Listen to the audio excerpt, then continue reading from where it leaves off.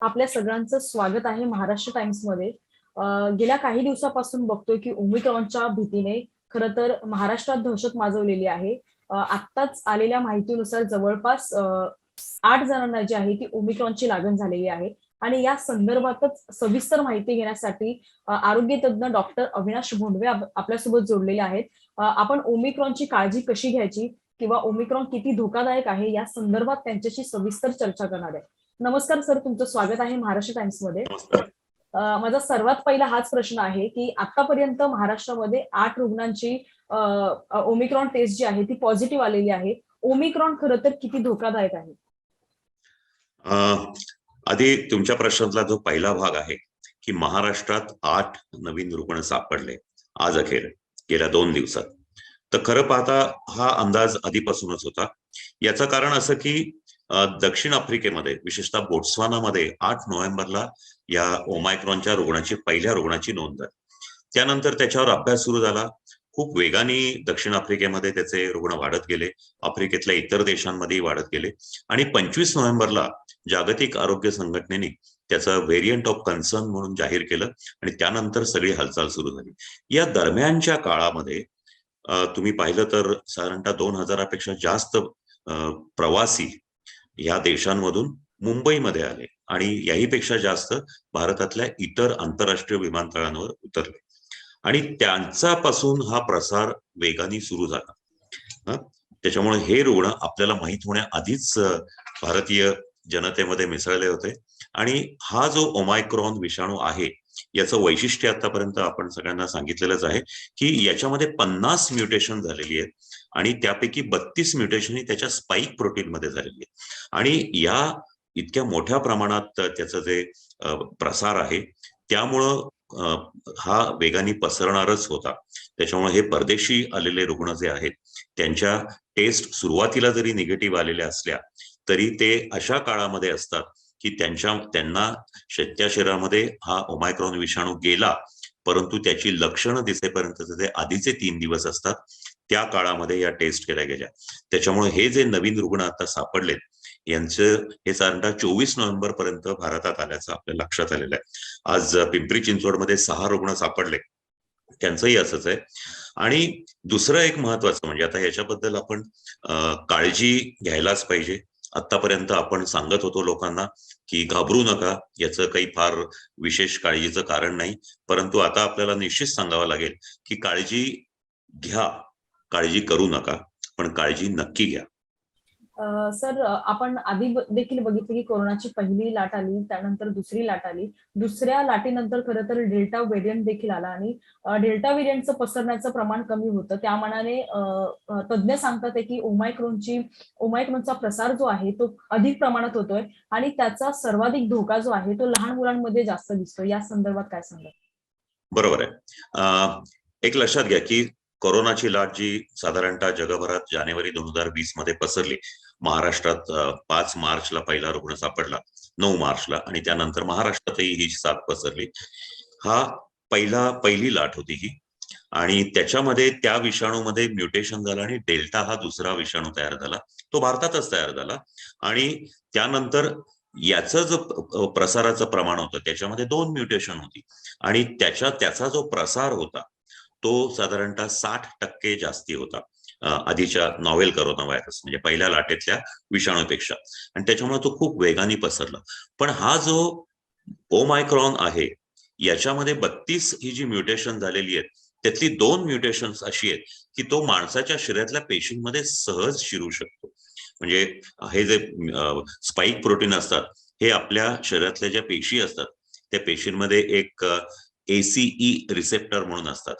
त्या थोडं टेक्निकल होते पण ते लक्षात यायला पाहिजे. त्याला ते लगेच त्याच्याशी संलग्न होतात आणि शरीरात प्रवेश करतात.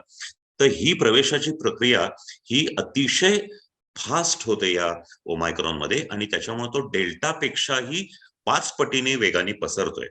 आता दक्षिण आफ्रिकेमध्ये जे रुग्णांची माहिती आपल्या समोर आलेली आहे त्यामध्ये तिथे साधारणतः दिवसाला आता 9,000 10,000 पेशंट रोजच्या रोज नव्याने नोंद होते आणि यापैकी सर्वात जास्ती बाधितांचा जो गट आहे वयोमानानुसार तो 60 वर्षाच्या वरच्या लोकांचा आहे आणि त्यानंतरचा जो गट आहे तो 5 वर्षाखालच्या लहान मुलांचा आहे.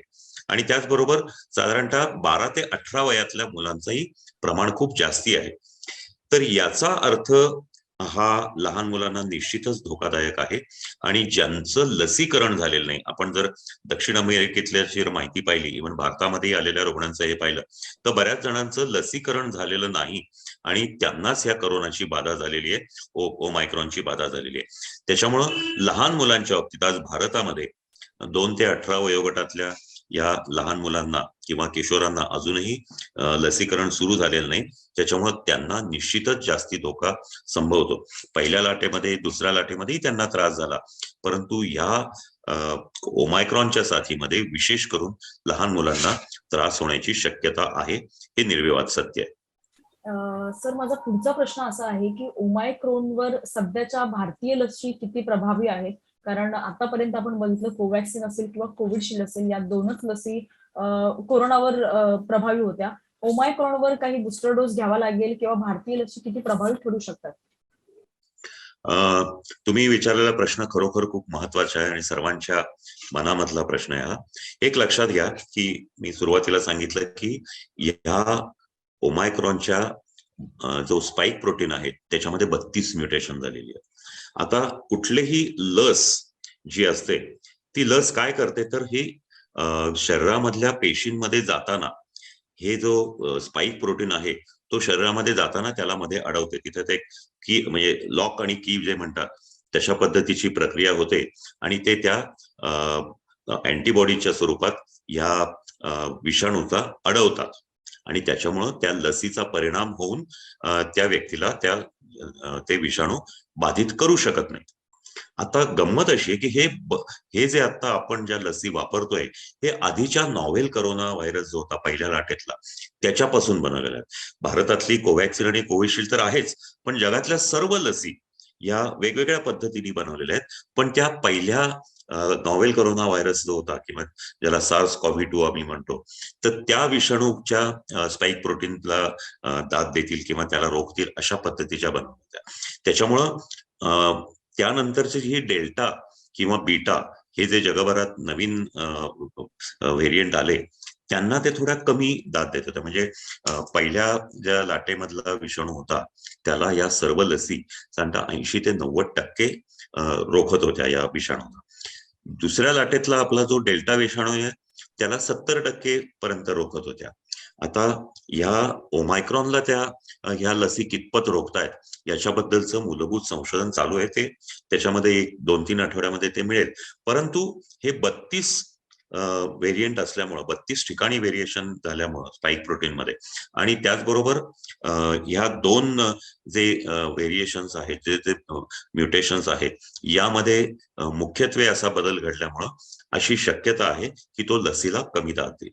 जे प्राथमिक संशोधन आलेलं आहे त्याप्रमाणे आत्ताच्या ज्या लसी उपलब्ध आहेत, अगदी इन्क्लुडिंग आपल्या कोवॅक्सिन, कोविशिल्ड, यांना साधारणतः 40 ते 50% प्रतिसाद मिळू शकेल. म्हणजे तुम्ही लस घेतलेली असेल तरी सुद्धा तुम्हाला ओमायक्रॉनचं इन्फेक्शन होण्याची शक्यता 40% किंवा 50% आहे. फक्त यामध्ये एक महत्वाची गोष्ट लक्षात घ्या की आता आपण पाहिलं की हे जे पिंपरी चिंचवडला जे पेशंट्स निघाले त्याच्यामध्ये 2-3 पेशंट्स असे की ज्यांनी लस घेतलेली, पण बाकीच्या लोकांनी महाराष्ट्रात आणि भारतात इतर ठिकाणी सापडले त्यांनी लसी घेतलेल्या नाहीयेत. यामध्ये ही जी 2 मुलं आहेत ती 18 वर्षाखालील असल्यामुळे त्यांची लस झालेली नाही, त्यांनाही हे झालंय. म्हणजे हा लस घेतलेल्यांनाही होऊ शकतो, लस न घेतलेल्यांनाही होऊ शकतो. आणि अशा वेळेला दुसरी एक महत्वाची गोष्ट की भारतामध्ये लसीकरण जे आहे हे साधारणतः 16 जानेवारी 2021 ला सुरू झालं. म्हणजे आता या लसीकरणाला साधारणतः 9 महिने ते 10 महिने झाले की ज्यांनी पहिल्या टप्प्यामध्ये घेतलं. पहिल्या टप्प्यामध्ये सर्व डॉक्टर्स, आरोग्य कर्मचारी आणि फ्रंटलाईन वर्कर्सनी घेतलं. तर त्याला आता 9-10 महिने झालेले आहे.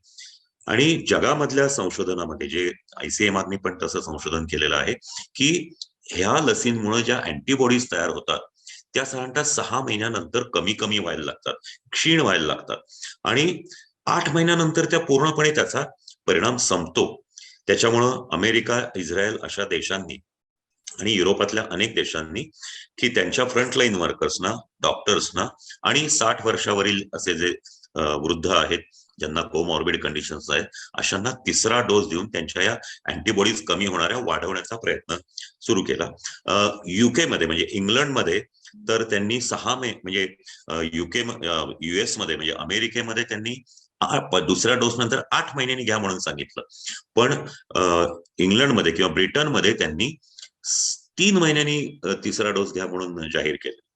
कारण ह्या ज्या अँटीबॉडीज खूपच कमी होत चालल्या. तर आता याला म्हणतात तिसरा डोस. तर भारतात सुद्धा ही मागणी आहे आणि माझ्या माहितीप्रमाणे मंगळवारी याच्यावर केंद्र सरकार आणि तत्सम जे काही सगळे संशोधक आहेत त्याच्यावर चर्चा करणार आहेत आणि निर्णय घेणार आहेत. परंतु भारतात सुद्धा आपल्या सर्व डॉक्टर्सना, फ्रंटलाईन वर्कर्सना, आरोग्य कर्मचाऱ्यांना तिसऱ्या डोसची गरज आहे. आता यामध्ये अजून एक दुसरा भाग आहे, तो म्हणजे बूस्टर डोस. आता हा तिसरा डोसच बूस्टर डोस समजला जातो, परंतु ज्यावेळेला विषाणू अतिशय बदल घडून येतो त्याच्यामध्ये, म्हणजे जसा ओमायक्रॉन मध्ये आता बदल घडून आलाय, तर तो या तिसरा डोस जरी दिला त्याच लसीचा आता ज्या उपलब्ध आहेत तर कदाचित त्यांना सुद्धा दाद न देण्याची शक्यता आहे. त्याच्यामुळं मॉडर्ना या कंपनीने अमेरिकेतल्या जाहीर केलंय की या नवीन विषाणूला रोखू शकेल अशा प्रकारची नवीन लस आता ते तयार करतायत. आणि कदाचित यापुढं आपल्याला तिसरा डोस जर घ्यावा लागला किंवा बूस्टर डोस घ्यावा लागला तर तो थोड्याशा सुधारून वाढवलेल्या किंवा सुधारित आवृत्ती असलेली लस आपल्याला घ्यावी लागेल. अशा प्रकारचं हे यापूर्वी ही ज्या इन्फ्लुएन्झा व्हायरसची जी साथ होती 100 वर्षापूर्वी आली आणि आता गेल्या अनेक वर्ष चालू आहे, त्यातही विषाणू असं प्रचंड त्याचं रूप बदलतो आणि आधीच्या लसीला दाद देत नाही.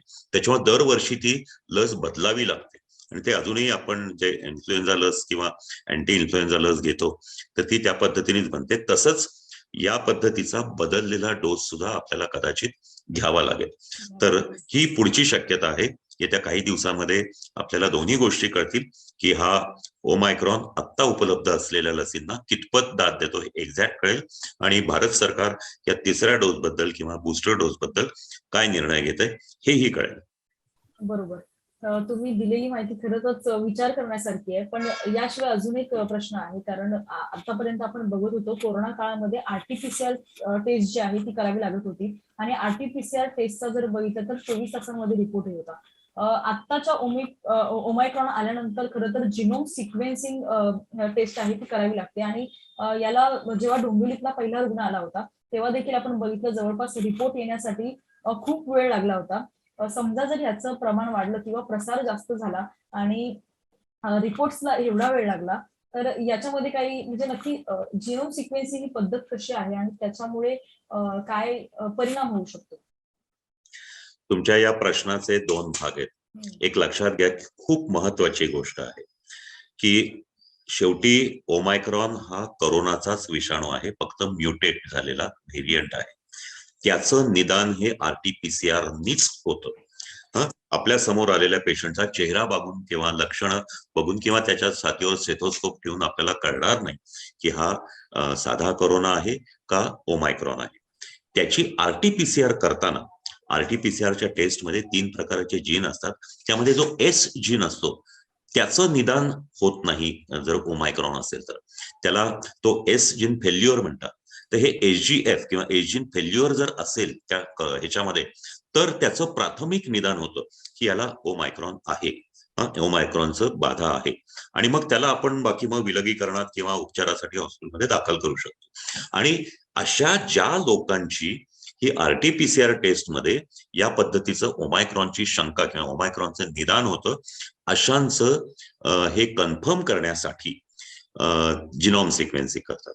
जिनोम सिक्वेन्सिंग थोडक्यामध्ये असं असतं की विषाणूच्या आत रचना जी असते त्याच्यामध्ये अनेक प्रकारचे त्याचं जे मूल जनुकीय साहित्य किंवा जीन मटेरियल असतं, या जेनेटिक मटेरियलमध्ये मुळात आरएनए असतात. या आरएनए मध्ये काही बेसेस असतात. तर ही बेस जे आहे हे असे लाखो बेस असतात.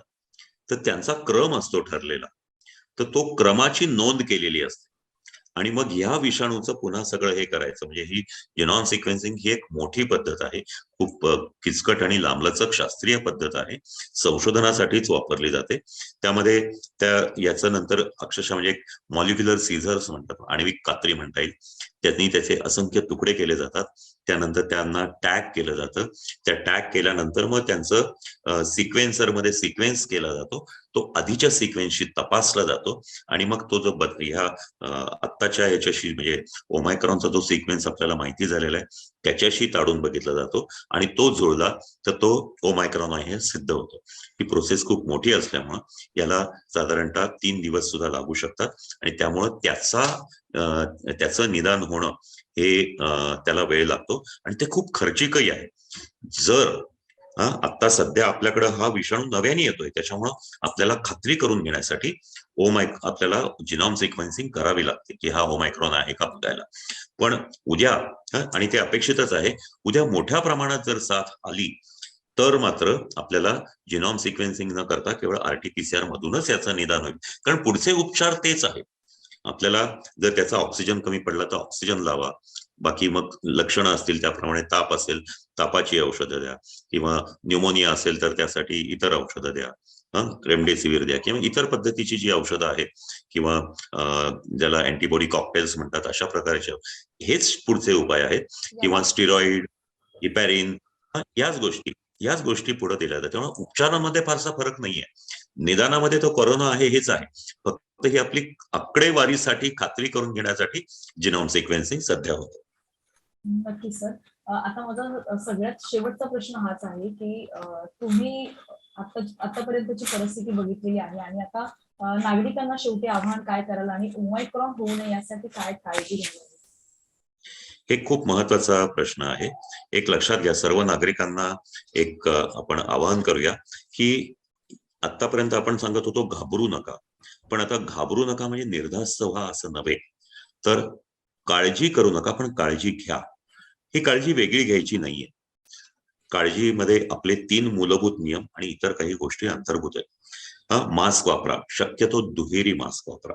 आतून सर्जिकल मास्क, वरून कॉटन मास्क, किंवा मग N95 मास्क, आता ते मुबलक प्रमाणात स्वस्तात मिळतात त्याच्यामुळे ते वापरा. त्यानंतर दुसरी गोष्ट म्हणजे नाकातोंडाला हात लावण्यापूर्वी हात स्वच्छ धुवा. बाहेर कुठेही घराबाहेर पडला तर तो मास्क नाकातून खाली घेऊ नका, नाक तोंड उघडं ठेवून घेऊ नका. आपण पाहतो की लोक ह्याच्यामध्ये हिंडत असतात, गर्दीमध्ये हिंडत असतात आणि सगळीकडे मास्क हे आता नाकातोंडातून गळ्यात आले किंवा खिशात गेले, किंवा आमच्या एका डॉक्टर मित्रांच्या याच्याप्रमाणे स्त्रियांच्या पर्समध्ये गेले. तर ते तसं करू नका.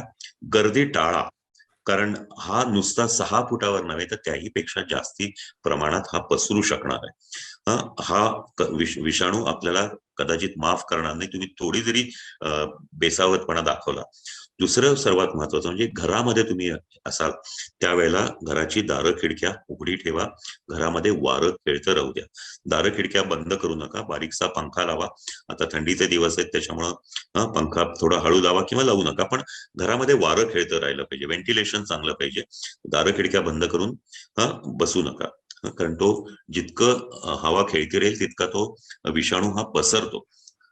तुमच्या घराच्या शेजारच्या, तुमच्या 2 घरं पलीकडच्या व्यक्तीला जर करोना पॉझिटिव्ह असेल आणि तो खोकला तरी त्याचे विषाणू तुमच्या घरामध्ये येऊ शकतात. पण जर तुमचं घरामधलं हवा जर खेळती असेल तर ते निघून जातात.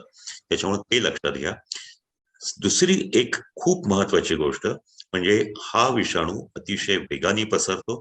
आता आपण समजतोय की त्याची लक्षणं खूप सौम्य आहेत, पण जर याचा प्रसार खूप वाढला, पुन्हा असे जसं आपण दुसऱ्या लाटेमध्ये पाहिलं की भारतामध्ये एकेका दिवशी 3 लाख किंवा 3 लाखापेक्षा जास्त रुग्ण हे 7 मे 2021 ला त्यांची नोंद होत होती.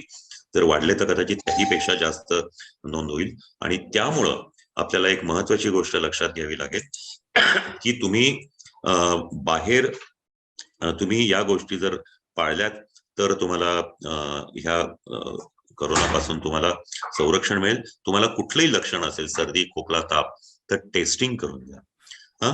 दुसरी गोष्ट म्हणजे तुम्हाला कोणी एखादा तुमचा नातेवाईक किंवा मित्र पॉझिटिव्ह निघाला तर त्याच्या संपर्कात तुम्ही आला असाल तरी तुम्ही तुमचं हे करून घ्या, कुठलंही लक्षण नसलं तरी, कारण हे कॉन्टॅक्ट ट्रेसिंगचा भाग असतो. आणि ज्यांना लक्षणं नाहीत अशा लोकांना या पद्धतीनेच आपल्याला पॉझिटिव्ह निगेटिव्ह ठरवता येतं किंवा त्यांची तपास होऊ शकतो. आणि तिसरी एक महत्वाची गोष्ट म्हणजे ज्यांना काही सहव्याधी आहेत, ज्यांना काही डायबिटीज, ब्लड प्रेशर किंवा हृदयविकार, किडनीचे विकार असे जे आजार आहेत, त्यांनी आपली सगळे हे आजार पूर्णपणे ताब्यात आहेत यावर लक्ष ठेवा. पहिल्या लाटेमध्ये असं अनेकदा लक्षात आलं की आता लॉकडाऊन आहे, त्यामुळं बाहेर जायचं नाही म्हणून लोकांनी तपासलंच नाही. त्यांचं मधुमेह कंट्रोलच्या बाहेर गेला आणि त्यांना संसर्ग झाला आणि मग अनेकांना प्राण गमवावे लागले. त्याच्यामुळं तुम्हाला जर आजार असेल, तुम्ही जर तो व्यवस्थित डॉक्टरांच्या सल्ल्याने ताब्यात ठेवलात तर कदाचित तुम्हाला त्रास होणार नाही किंवा गंभीर त्रास होणार नाही. आणि सर्वात महत्वाचं म्हणजे ज्यांनी एकच डोस घेतलाय किंवा कुठलाही डोस घेतलेला नाहीये, ज्यांचे 2 डोस अजून पूर्ण झालेले नाहीयेत, त्यांनी आपलं लसीकरण पूर्ण केलं पाहिजे, दोन्ही डोस पूर्ण केले पाहिजे. कारण 40-50% का होईना तुम्हाला त्याच्यापासून संरक्षण मिळणार आहे. तुम्ही जर दोन्ही डोस घेतले असतील तर कदाचित तुम्हाला हा आजार झाला, ओमायक्रॉनची बाधा झाली तरी ते सौम्य असतील आणि कदाचित इस्पितळात दाखल व्हायची वेळ येणार नाही आणि मृत्यू मात्र निश्चित टळू शकेल. यामध्ये या ओमायक्रॉन मध्ये माझ्या मते लोकांनी काळजी घेणं हे आपण नेहमी आवाहन करतोच, पण यामध्ये प्रशासनाचं काम खूप महत्वाचं आहे. की आता आपण पाहतोय की 25 तारखेनंतर आपल्या इथं म्हणजे गेल्या 2 दिवसातच खरं जे कोणी परदेशातून प्रवासी येतील त्यांना रोखून त्यांना क्वारंटाईन करण्याची पद्धत सुरू आहे. हे जर 25 नोव्हेंबरला जर सुरू झालं असतं तर कदाचित हे रुग्ण लवकर सापडले असते, की त्यांना 7 दिवस क्वारंटाईन ठेवायचं आणि मग 7 दिवसांनी पुन्हा टेस्ट करायची. ती जर पॉझिटिव्ह आली तर त्यांना हॉस्पिटलमध्ये पाठवायचं, ती जर निगेटिव्ह आली तर पुढचे 7 दिवस त्यांना होम क्वारंटाईनसाठी ठेवायचं. हे आधी सुरू व्हायला होतं. खूप मोठ्या प्रमाणात टेस्टिंग वाढायला लागेल. लक्षात ठेवा, हा विषाणू हा डेल्टाच्या 5 पटीने वेगाने पसरणार आहे. त्याच्यामुळे मागच्या या दुसऱ्या लाटेमध्ये जे टेस्टिंगचा दर होता त्याच्या कदाचित चौपट 5 पट आपल्याला हे टेस्टिंग करावं लागणार आहे, हे लक्षातच घ्यावं लागेल. तिसरी महत्वाची गोष्ट म्हणजे कॉन्टॅक्ट ट्रेसिंग. दुसऱ्या लाटेमध्ये संसर्ग वाढण्याचं मुख्य कारण होतं की कॉन्टॅक्ट ट्रेसिंग होत नव्हतं. या कॉन्टॅक्ट ट्रेसिंग मधूनच म्हणजे मी पॉझिटिव्ह आला तर माझ्या संपर्कात गेल्या 2 दिवसात जे आले त्या सगळ्यांचं टेस्टिंग व्हावं लागतं. म्हणजे सरकारने आरोग्य खात्याने जाहीर केलं होतं की प्रत्येक पेशंट मागं 20 कॉन्टॅक्ट तपासले पाहिजेत, पण प्रत्यक्षात ते 5च्या वर कधी गेलेच नाही. परंतु यावेळेस मात्र अतिशय काटेकोरपणे 20 किंवा त्याहीपेक्षा जास्त लोकांचं कॉन्टॅक्ट ट्रेसिंग करावं लागेल. आयसोलेशन किंवा हे जे जिथं काही रुग्ण वाढतायत अशा भागामध्ये कंटेनमेंट झोन तातडीने सुरू करावे लागतील. त्यानंतर जर काही वाटलं तर काही भाग सील करावा लागेल आणि लोकांना हे जे नियम आहेत हे पाळायचे आवाहन करावं लागेल. आणि हे पक्का हा सगळ्यांनी लक्षात ठेवावं की जर तुम्ही नियम पाळले नाहीत आणि जर आजाराचं प्रमाण वाढत गेलं, संसर्ग वाढत गेला तर मात्र लॉकडाऊन निश्चित लागू शकतो. आणि शेवटी सरकारची सर्वात मोठी जबाबदारी म्हणजे लसीकरण जे आहे. आता एक मध्यंतरी सुरुवातीला खूप ठेचा खाल्ल्या, खूप लोकांना अतिशय मंदगतीने हे झालं, पण गेल्या 1-2 महिन्यात त्याचं लसीकरणाचा वेग बरा आहे. पण तो आपल्याला युद्ध पातळीवर मोठ्या प्रमाणात वाढवावा लागेल. कदाचित आता जे आहे त्याच्या चौपट 5 पट लसीकरण केंद्र वाढवून चौपट 5 पट वेगाने आपल्याला लसीकरण करावं लागेल, की जे सहज शक्य आहे. की आता कपॅसिटीच्या आपण 20% फक्त लसीकरण करतोय आणि जितक्या लवकरात लवकर आपण या पद्धतीने लसीकरण करू त्या पद्धतीने सरकार लोकांना सुरक्षित ठेवू शकेल. तर ह्या अशा गोष्टी आहेत आणि यामध्ये पुन्हा एकदा सांगतो की सगळ्यांनी काळजी घ्या. ह्या ज्या बातम्या आहेत त्या आहेत त्याच्यामुळं घाबरून जाऊ नका, पण काळजी घ्या, काळजी करू नका. या सगळ्या गोष्टी आपण सविस्तरपणे बोललात तुम्ही. खूप चांगल्या वेळेस त्याचं हे आता आयोजन केलेलं आहे. थँक्यू. सरांनी सांगितल्याप्रमाणे खरं तर सर्वांनाच काळजी घ्यायला हवी. ओमायक्रॉनचा प्रसार जो आहे तो वाढतो आहे आणि वाढू नये यासाठी वारंवार हात धुवायला हवे, वारंवार स्वच्छता ठेवायला हवी, घरात वातावरण जे आहे ते खेळतं ठेवायला हवं. महाराष्ट्र टाइम्स तुम्हाला सर्वांना आवाहन हेच करते की सर्वांनी काळजी घ्या, लसीकरण झालं नसेल तर लवकरात लवकर जे आहे ते लसीकरण जाऊन लसीकरण केंद्रांवर घ्या आणि इतरांना न घाबरवता जास्तीत जास्त संपर्क कसा कमी करता येईल किंवा जास्तीत जास्त अवेअरनेस कसं करता येईल या संदर्भात इतरांना सांगा. बातम्या बघणं सोडा, पण जास्तीत जास्त काळजी कशी घेता येईल याकडे लक्ष द्या. धन्यवाद सर, तुम्ही महाराष्ट्र टाइम्स ऑनलाईनशी जोडला आणि सविस्तर माहिती दिली त्यासाठी. आपण इथेच थांबूया. Thank you. Thank you so much sir. Maharashtra टाइम्सचं यूट्यूब चॅनल सबस्क्राईब करा आणि लेटेस्ट अपडेटसाठी बेल आयकॉनवर क्लिक करा.